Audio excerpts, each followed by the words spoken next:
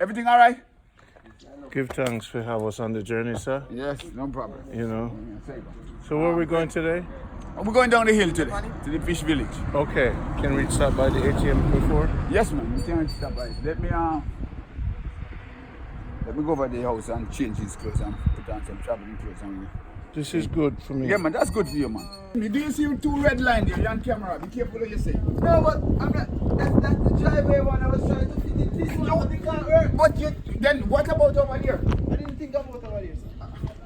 Next time I'm gonna tow you. Listen, next time I just take off the one side, Lambert. I'm gonna tow you. I'm going to next time you have two away. Next time I'm gonna go a tax office go pick you.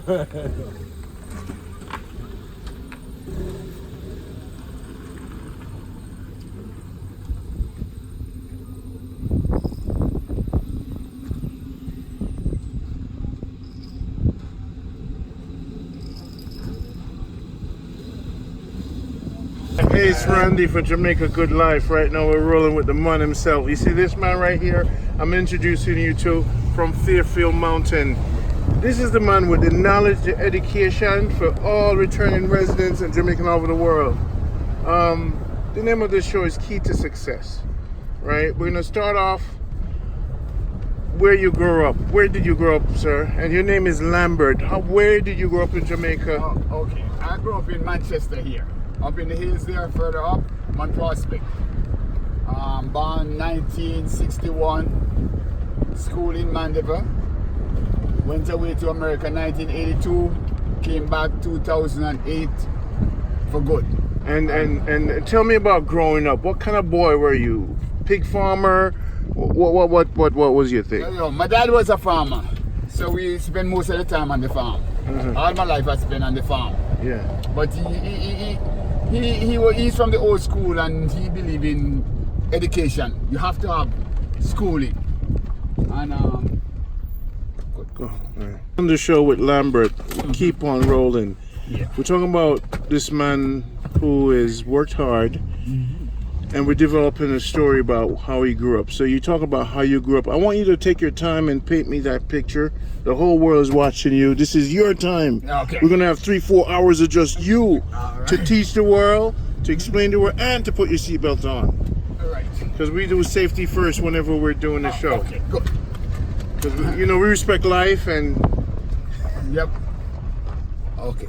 so you talk about your growing up, principles of your family. Yes. Paint me a Strict picture rules. of the house, the family, the cooking, the woman, the Okay. discipline. Give me the dirt color. Give me everything. Okay. We wasn't rich. So my dad was a farmer. My mom was a housewife. She take care of the house while my father go out and work. And we have to go to the bush 5 days a week. We go to school. On Saturdays we have our chores that we have to take care of the house.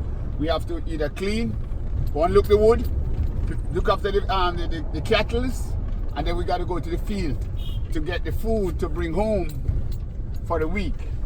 That means the yam, the banana, whatever you gonna have to serve us for the week. So my father was the provider. About 1977, my mom went off to America, and she went to do babysitting for this lady in America, and the lady in turn sponsoring her. That means that she gonna help her to get her stay in America, and it take about 3 years. So my mom went away, and I have to take over the cooking and the cleaning, and literally take over my mom's position in the house while my dad goes and work. So I have responsibility of keeping the house clean and make sure on weekends we have to have our food. So we go to the market to get the little grocery store to get our food, like the rice, the flour, and things like that. So my responsibility now is taking over my mom's position. To clean the house, they get somebody to come in and do the clothes. And to clean the house, to cook the food, the meat. We got to cook the food in the morning, breakfast in the morning. And then we have to cook, we out to lunch. So we go to school, we get lunch at school. Go to the canteen in school and get lunch. that the government used to provide that for us. So we go ahead and have that at school. When we come home in the evening, we have to take in the cattle. I got to take in the cattle. I got to cook the dinner for the family. And I got the hot water in the kerosene pan for the family to take a shower. So you see, we never come from a rich family. So that time now when my mom went off now, it's supposed to take 3 years for her to get her papers. In 2 years and about 6 months into that time, the lady that's sponsoring my mom died. That paperwork dead. She have to go to and start working with another lady again in order to get her stay. It take my mom 9 years before she come back home to us to get her green card for America. So when she get her green card in that 9 years now, she come home, went back over and filed for us. It take us about 2 years for our papers to come through, start coming through. It take us another about 3 or 4 years before we got through to go to America. They gave my dad first the visa to travel to be with my mom. Then they gave my brother his visa, the bigger brother, his visa to go to America.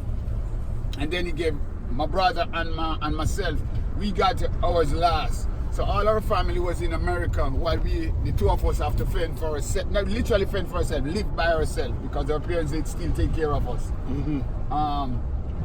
Until we get our visa, and we went over in 1982 to America. I never loved America from I went there in the first place.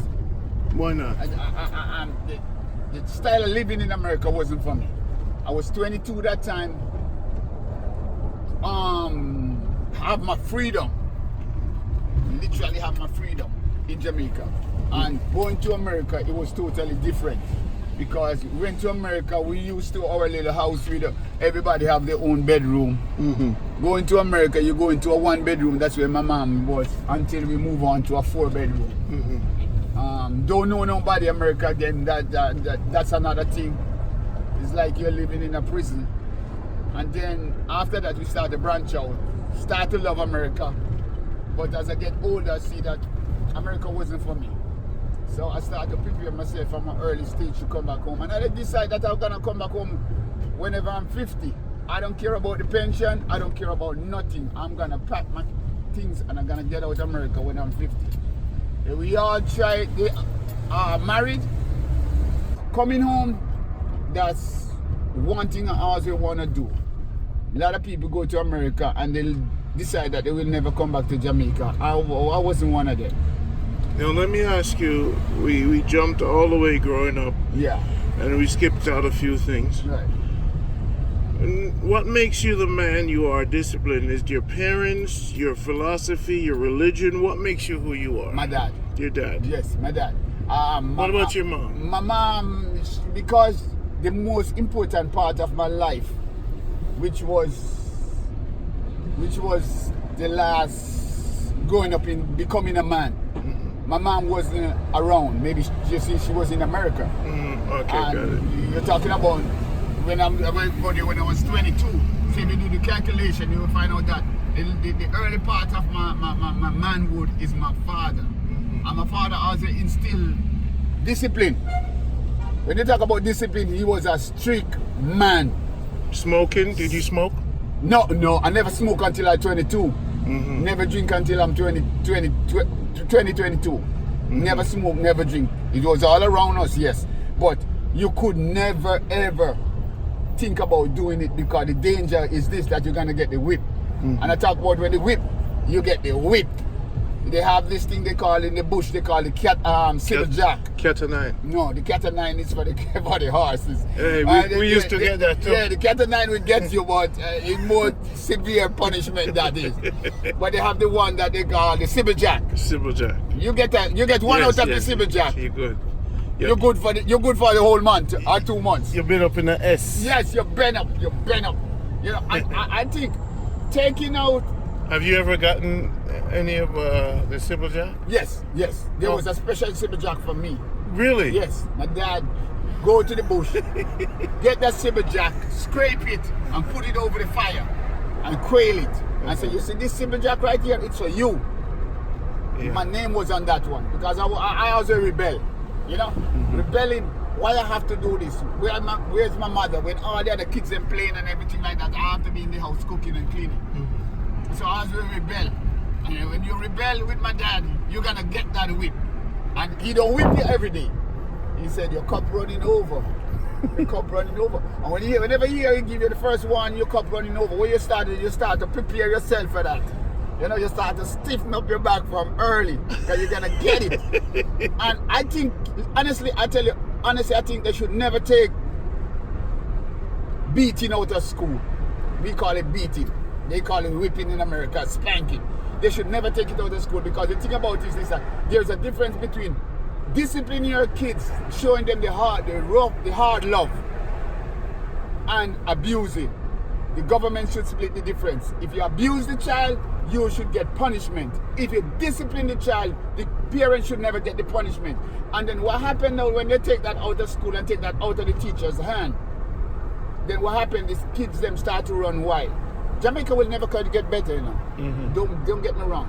You understand? Because they take all these foreign American lifestyle and bring to Jamaica. Oh, you can't beat your kids, you can't whip your kids because you're abusing your kids.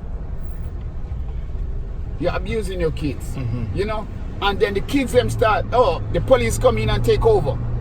And the funny thing about it is this, that now that the police take over and they take your kid and put him in the fastest kid, they call it foster care in America.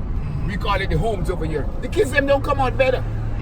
It's like taking a young child and put him into a prison. And when he come out, he worse than what he comes inside there. But my father let me know that, listen to me, America is not for you. You always be a rebellious child. And I would advise you, Lambert, everything that you save, you want to save it in Jamaica, because if you save it into America, you're going to lose it. Because you're just so rebellious. You feel that you should step over every line that's red. And you should never step over the line that's red. I never know anything about obeying. You know, you have to obey laws, but I believe that you should really test the law. You know what I mean? So as I get older and I see where the penalty for overstepping your bounds when you don't supposed to, what can happen to you, then I start to realize that, listen to me, you know what? It's best for me to start obey rules and regulation, because if you don't, there is a penalty. And what you do, you know, when you get a penalty like that, and the person that's enforcing the penalty, he had the right to put you away for life. So I can only use kosher. Okay, I will. I'm gonna have to. You'll do this one. So this is episode 1 of Lambert and the Sibyljack. Sibyljack. We're gonna get back to the Sibyljack because the Sibyljack really straightened me out. That's what made your life. Yes. See, Sibyljack is what made you the man you are today. Yes. Yes. Because you admit that you are a rebel. A rebel. So to put you in line, you had to have something to put you in line. Yep. Your cup is running over. Your cup is whenever it was time where he thought that, okay, boy, a couple more, your cup. How many times did he say your cup was running over until he got you? He gave you maybe about a good 6 or 7 chance, which I think that is too much. I don't give my kids them 6 and 7 chance now. At what age is he? At what age did he? Is he still alive or he? No, he passed away. At what age? 82. And right when he passed away, you were there comforting him? No. I was in America when he passed. Okay. It's a mess now. At any point did he ever say, hey, Lambert, I should have never used so much Sibyljack on you? No, he said I should give you more because he's treating you up. I think I should get some more beaten, because if I did get some more beaten, I would be a perfect little young man. But he ease up on the beating, and by easing up on the beating, I get my leeway. Did you use any Sibyljack on your children? No. I don't use Sibyljack on my kids. I have a friend who actually, when his father died, he put the whip his father used to use in his grave. In the father's grave. Yeah, see, they're sending him home with it. Go whip Jesus or the devil. Yep, go ahead. But it was a lot of good from him, man. That whipping did you I good. think if I never get that whipping, you would not be the man you are today. Person I am right All right, that's Lambert's story. All right, I'll be right back. Back on the show, Lambert and Ronnie and Chubby Ross, one and only. This is Jamaica Good Life. As you can see, it's a beautiful, amazing life. This is Advantage General Insurance Company Limited. Jamaicans are powerful people, tricky people, and we're going to touch on that later in the episode, but we're focused on you. The Sybil Jack, we're going to continue with that. Tell me more about the Sybil Jack. Was it 1 lick, 2, 3, or 4? The Sybil Jack, it depends on how much trouble you give over the period of maybe a month. All right? Okay. And you will get, the maximum he used to give me is 2. And he used to, when he give me the first one, he like, you know what you get in this one? I'll be like, no. He say, okay. Whenever you get it, you will know. And then he give me the first one. And you get the first one, you bend like, you go up like S. To the S. Yeah. And your hand behind your back like that. Yeah, you program yourself for the next one. Right? And then he start to tell you. When he hit you for the first one, he tell you what he hit you for, because it's like he program everything that you do wrong. He remembers. He remember it, he program it in his head. Yeah. So when he hit you with it, he make it so keen, and he tell you, this is for this, this is for this, this is for that. Wow. And then he give you the next one. He won't touch on the small one, then he touch on the big one, then. And then he tell you all what you get in it for. And then when after it finish, and you calm down and everything, you'll be like, you know why you get it? And then you'll be like, yes. Tell me why you get it. And then you have to tell him why you get it. Didn't I? And if you don't, he tell you want me to go back for the Sybil Jack? Didn't I tell you what you did? The reason why I tell you what you did is because I don't want to do it again and get beaten again. So he's showing you that. I'm going to put it fast. The mistakes them that you make at the first time and you get whipping for it, you should never make that mistake to get whipped again for it. All right. Another thing that he instilled into me is honesty. You must be honest. You must not be a thief. I despise thief. You understand? A liar that can deal with.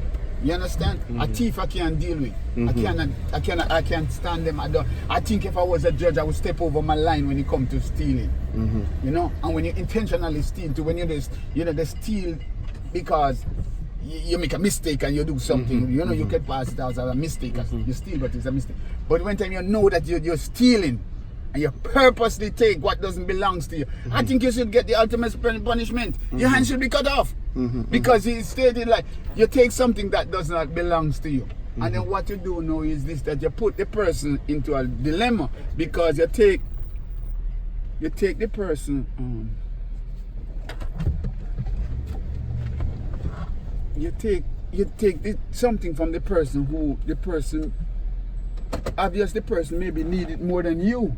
And it belongs to him, so you shouldn't take it. And I see Jamaica is nice, but you know what happened? The dishonesty.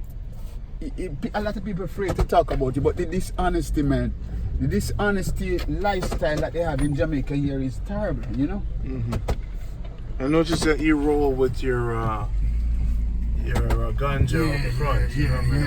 You're kind of like a professional gangster. I think those days are done for me. I just do things that make me happy now. My weed make me happy. When I was a younger guy, I used to roll like that. Real but wild, street person, and everything like that. But as you get older, those things have to disappear from your lifestyle. Yes, sir. You have kids. You see, like Manchester here, Manchester is real nice. You see, if you notice how the atmosphere, clean, everything is just clean and calm. Yes, sir. You go to the city now, everything is just like buckle and buckle, In Kingston. In Kingston. Kingston, anything up that way. And you've grown up mostly in Manchester, not really nowhere else. Yeah, my life is in Manchester. Born and grow, school in Manchester. Negril, have you been visit Negril? Yeah, I like 2-3 times a year I go off to vacation. Yeah, I would just load up my van and just go off to Ocho Rios or anywhere else, go ahead and enjoy myself, Wow. That's a slogan right there, man. Yes, man. You break law. Imagine, you have to come court, you have to take off work, you have to do this, you have to do that. You have to spend money. You have to spend money. You do it from your children. Everything you do is just a waste of time, constantly. You see me? Not a waste of time business. This is Mandeville. Very clean. Yep. Did they come up with a special program to keep the place clean? It was never always like this. The Mandeville also be one of the cleanest parish in Jamaica, you know, ever since. They always keep Mandeville clean. Okay. Yeah.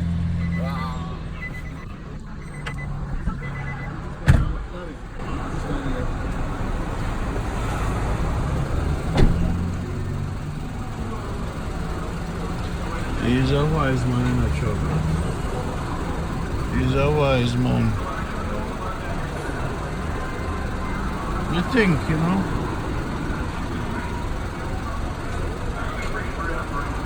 And you're about conservation. You conserve. Whatever you can conserve, you conserve. You know?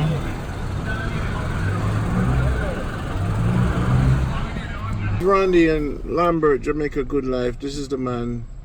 We jumped from the Sybil Jack. Mm-hmm. You knew why you got the beating. Yep.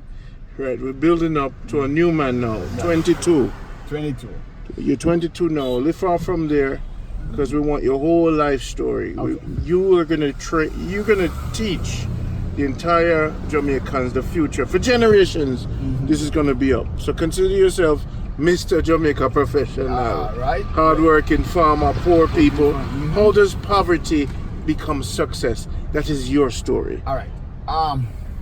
You have to have the willpower, you know. No more you back up from 22. We'll talk about the success later. Mm-hmm. But 22 onwards now. All right. Your father made you into this man.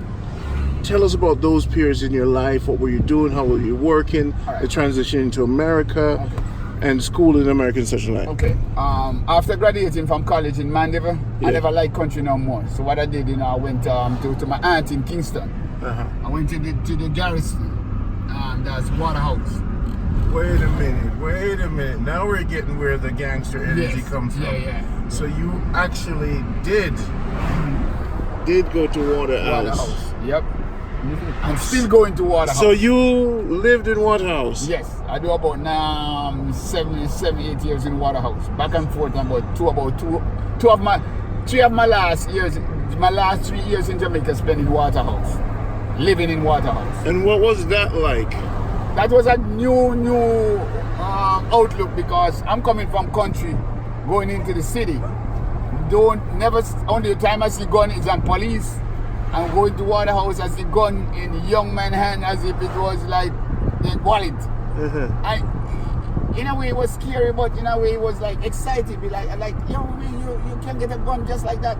Easily get a gun. They would come and offer you to have a gun. You have to have a gun in Waterhouse in 1979, 80, 81, 82. Every young youth have a gun in Waterhouse. This is so scary because food was so hard to get in Waterhouse, but gun was so easy to get. And when they start this, killings in Jamaica now is nothing like what it used to be back in the days. Because in Kingston, it was just rampant killing over and over and over and over. You'll find the politics come in while I was there. The politics was in, but the politics get real crazy. Because if anybody can tell you, 1980 to 82, right around that time, the elections, that was the most deadliest election in the whole Jamaica. People lose their life in Jamaica during that period of time more than any other time in history. Not even what the insurgent and everything they have. Nobody get killed like how they get killed in Waterhouse. In Kingston, in the whole Jamaica, put it like that, because it was spreading. So, 1982, when it was almost election that time, I got my visa, and like 3 nights before they do some killing in Waterhouse. And so when I get my visa, I came back home and I said to my aunt, Aunt, I get my visa now, and I'm going to country because I don't want to get killed. And she said, all right, go ahead. So I went back to country for about 2 weeks, stay in country for about 2 weeks, and then I make the transition to America. When I went over in America, I live in Bronx, 178 and Grand Concourse. So I stayed there with my mom, and then we moved from there to other places. Now, the first job I get... Back up for a sec. Your perception when you got off the airport into the flat or building, what was that first? Okay, Landing about to land in Kennedy Airport. Kennedy Airport was really nice because you see all these pretty lights. I went in at night, so you see all the pretty lights. And then when you're on your way home, it's nice pretty road and everything like that until you make that branch off the highway, and then I go into Bronx. I would look at it like Bronx is a little garrison. Yeah, because you move from one place where you see a lot of people crowded in Kingston, in Waterhouse, and you move to America. And the thing about this is that they give you this idea that America is level, everything is clean, everything is pretty, and then you build it up in your head that yes, I'm going to next to heaven. Yes, sir. And when you drop in Bronx, you're like, oh my God, this ain't any different from Waterhouse. You know, right in the Puerto Rican line, man. It was crazy. You know? Have you ever got robbed in America? Yes. I got hijacked in I got carjacked in America. I got Explain shot in that. America. All right. What happened is this, that a friend of mine gave me a letter to give to her mom, because I used to travel back and forth, you know. I do I do like about 45 times I travel from America to Jamaica, you know. So in other words, if I spend 20 years in America, at least 8 of it spent in Jamaica, because I'll come home and stay for 2-3 months and then go back. But at this time, the lady gave me a letter to give her mom. So what happened now? I take the letter back with me and went to deliver the letter. When I went, I did have a car, a Toyota Super with a big set in it. So they really was going after the car. The car was a very hot car, and they're going after the set because I also been playing my music on the block real loud and everything. So they really labeled me. They got to get me. I didn't know that. So what happened now is this, that I went in to drop off the letter in the car, parked the car downstairs, went upstairs, delivered the letter and coming down. When I'm coming down the stairs, that's in Brooklyn, a guy spot me on the back, on my shoulder when I pass him on the stairs. And then when I pass him on the stairs, and he spot me, I turn back and look at him. He didn't say nothing. So I turned back around, about to head on. And when I look at see, I get a young little guy standing with a gun pointing at me. So I'll be like, yo, move, in my own word, move away with that man, with a little toy gun, before somebody kill you with it. You understand? Because in those times, killing was rampant in America too. Heart of the dealing and everything, and everybody killing everybody. So I say, move away with that, before somebody see you with that toy gun and kill you. And then the guy that passed me now come down and put his hand over my shoulder and say, give me your car key. I say, I ain't giving you nothing. He like, give me your car key. And I say, I ain't giving you nothing. And the little guy at the front now, I tried to pass him and he just fired one shot at me. Wow. Yeah, it went to one side and go back to the other side. Everybody see me now and see the way I used to live in. The first thing they say was drugs. Wow. Why I get shot. They spread it all over. They send back home that they're killing America. When I come back home, friends that I used to go and look for things, they like frightened, like, man, I heard that you get killed. I'm out here sobbing for you, and they say you got killed and you're buried over there and everything like that. Anyway, I come back home, recuperate, get in the Kings County Hospital, the best hospital I know in America. In the trauma center is real good. And he patched me up and everything like that. I have a good doctor. The doctor said, Mr. Cohen, you're gonna have a perfect life. You don't have to worry about nothing. The shot went in and exit. Wow. He says it's a good thing you're skinny because you're skinny, just run right through you. So Maybe your father should have been there with a cat of nine. Give him the stuff. No. Because you're a rebel. Yeah, but you know what? It's so dangerous. I'm gonna tell you what happened too. Let me back up a little bit, because things missing. I came when I were doing the killing in New York, you know. I never like it, and I decide that, you know what? Anywhere I'm dying in Jamaica. I buy some things and pack up and come home, you know. Ain't going back. I'd say I'd rather die in Waterhouse. Because I used to love Waterhouse. I still love Waterhouse. Still go there. You still go there? Yeah, man, I still go there. We have to take a run. Yeah, man, it would be nice. You would see what a real I want to garrison take to is. where you're. They still love you there? My aunt died and leave the house, the shop, the bar, everything for me over there. I still collect rent off. So you mean the people still love you? Still love me. We gotta roll over there. We gotta go over there. Yeah, Good. yeah, We gotta yeah. get your whole life story. Yeah. So what happened now is this, that I come home and my aunt did decide that she was gonna give up the But shop. isn't there shooting people in Kingston right now? They're killing people everywhere, man. But I still gotta go there. And the reason why I go there is this, that if I don't go there, then what happens is this: the people that rent the place, they're gonna stop pay rent. Got it. You understand? And I take care of my aunt privately for a long time. So when my aunt dies, she leave certain things for me. And she leaves certain things to other family members. But the other family members, them, they don't want it because they are well off in America and Canada. You know? So they're stable in Canada and America. So they just don't even think about it. So what happened now is this, that I come home, recuperate, go back to America, and still in America for a period of time. And the first job I get in America was cleaning floors. And my daddy has a look at me and say, Lambert, it's not how much money you work, it's how much you save. At that time. And you know, my dad pack up and come home, and his young guys in America, why he pack up and come home? Because he coming from work one night and they turn him upside down and shake out his token that he have in his pocket. Yeah. And my dad come home, he never saved money in the bank. He saved all his money in his Saks foot. And he come home and he called all of us together. And he said, you know, America going down. And because he used to travel and farm work.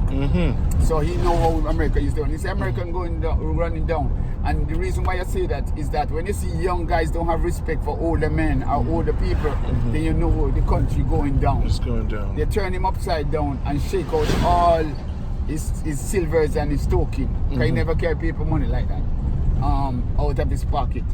And he have some gold teeth in his mouth that when he went and farm work, he put them in. And they said to him, say, you better keep your mouth closed before we take your teeth out of your mouth too. And he come home and he tell everybody, he say, listen to me, I think my time is expiring in America and I'm going home. I ain't even gonna go back to my job. I want my wife to call a shipping company, build our house. We have our house and everything in Jamaica and everything. I want my wife to call the shipping company and ship our things home, and I'm going home. And so he give my mom the money to get the shipping company. And in about 2 days he buy his ticket and went home. Pack up his little suitcase and just went home. You know, and he stay here and never come back. He never come back to America until he passed off. He said I would die in Jamaica. And how many years did he live in Jamaica? He lived about 15 years after that in Jamaica. Wow. Yes. So that was in a bad way. And it's a good way. In a good way. Yeah, because he stopped working. So sometimes it takes a robbery to change your direction in life. Yes. Something bad to Something change your bad direction. To change and make you realize. Yes. Because he might never have come back. He would come. No. He would come back, but he would come back later on. Okay. And maybe he would get sick and everything like that and everything like. Because my daddy never gets sick, you know. The one time he gets sick and go in the hospital, he just call and say, "Yo, this is the end of me right here because I don't get sick." Never. And look at it. I know that's gonna happen to me too because he just live out his lifespan until his body just shut down. It's gonna happen to me because I'm here 10 years and I don't go to doctor. I don't take tablets. I don't take nothing. The only time I go to doctor is to go to get my regular test. So you eat a lot of fish? Yeah, a lot of fish and a lot of vegetable. You're not the cow meat. I would tear some meat, all right, but that's not my specialty. The red meat. I don't like red meat no more. It sick my stomach. But the fish. See, Chubby doesn't eat the meat at all. Yeah, see what I mean? You're a true Rasta. Up top. I might have to get a hair wig like you guys, you know, and then 3 of us would be Rastas. Yeah, you know. But that's a good life in Manchester. Look over there, and they have other places to go. Going down Spurtree Hill right now. This is Spurtree Hill starting. All right, this is one of the most deadliest. This is the deadliest hill in Manchester and maybe Jamaica too. For trucks mostly. For everything. Why is that? This hill takes so many lives. It's unbelievable. Why can't they just slow down? It's not a matter of slow down, and I think some curses on this hill. Believe me.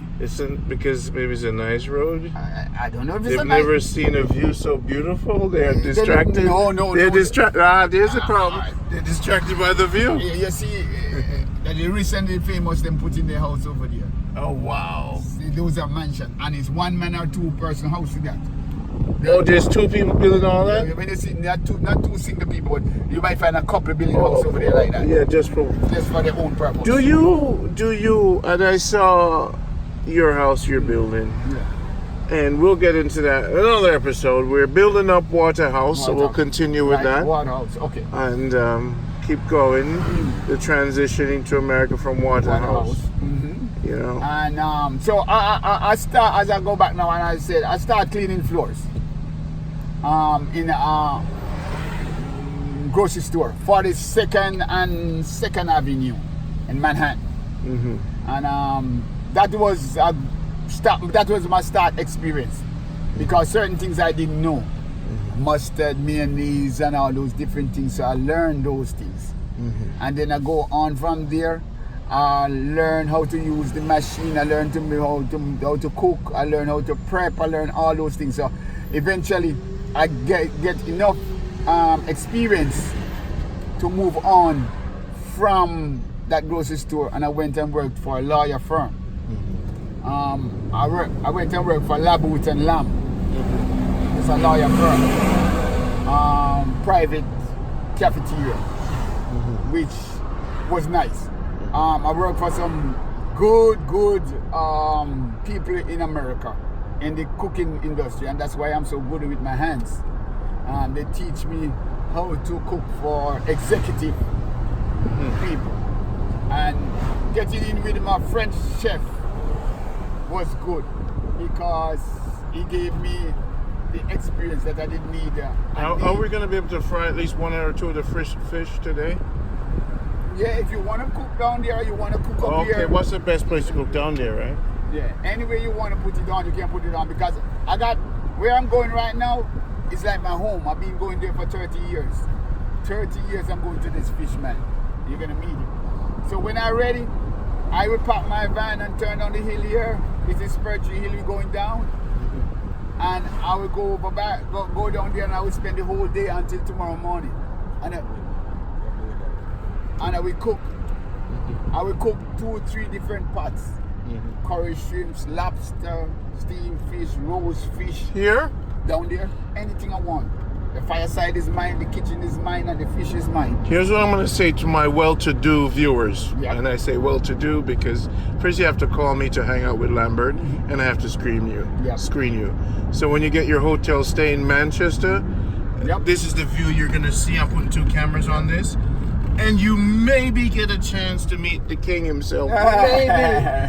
For my well-to-do, right? And I say that because I don't only hang around with hard-working people.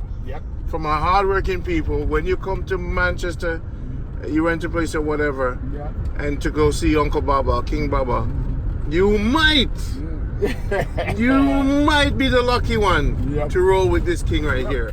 Because you see this king right here, he's a chef, he's a professional, he's very knowledgeable, and the man is a returning resident. You might! So this is another high-powered individual that Randy gets to roll with. And we lived a good life, and he's about to show you Jamaica Good Life at its best, with where he's been going for 30 years. Now let me ask you something. 30 years. So you've lived a refined, beautiful Jamaica life. Your skin is dark, your woman does your hair. You have a son now that's how old? 2 years old. And you're 58? And I'm 58. So that means you came here and you're 50, you put a number on yourself and said, the next 50 years, Jamaica. And I leave before 50. I leave America before 50. And you're still pumping the Grey Goose. Still handling it. And it's even better now than before. Because of the health? I think that because of the health. And you drink your Irish mash and every juice that you can get. Now I get that. and it's down here, you know. It's good life, man. You know, if you put away the fear, you can live good life in Jamaica. You understand?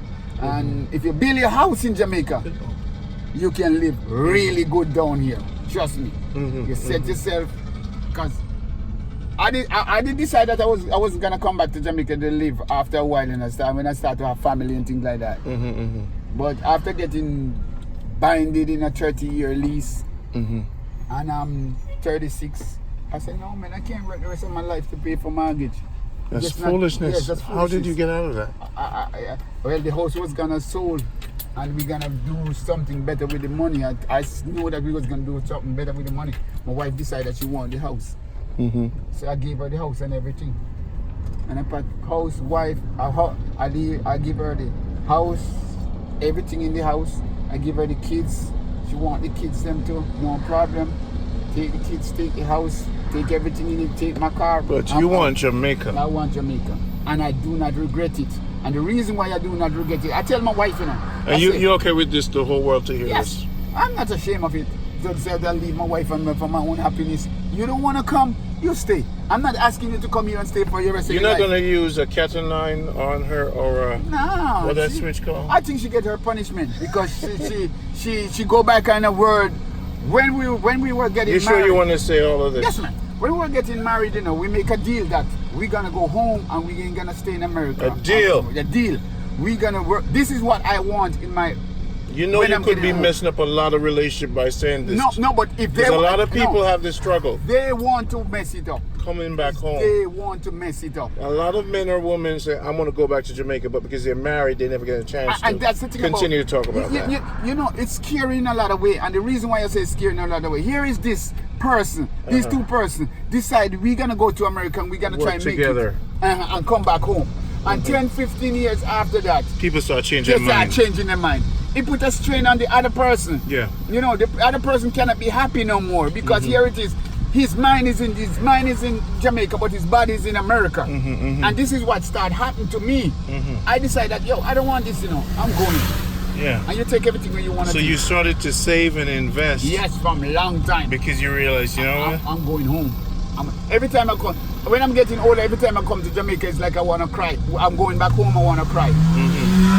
So if you don't lock yourself, the mortgage is the prison. The mortgage is a prison, man.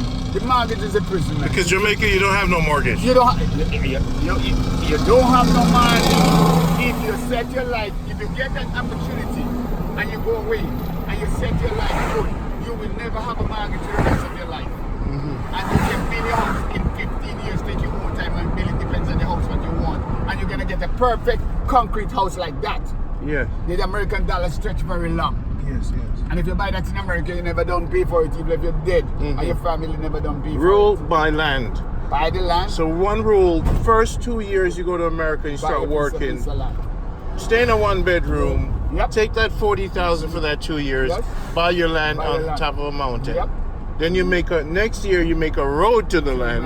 Yep. And the next year you build a big room with a bathroom in it. Yep. And you put a twin bed on the floor. Yes. And you start from there. And you sleep there. Yep. Is that an easy mathematical equation for everyone? Yep. It's easy, right? So life is not that difficult.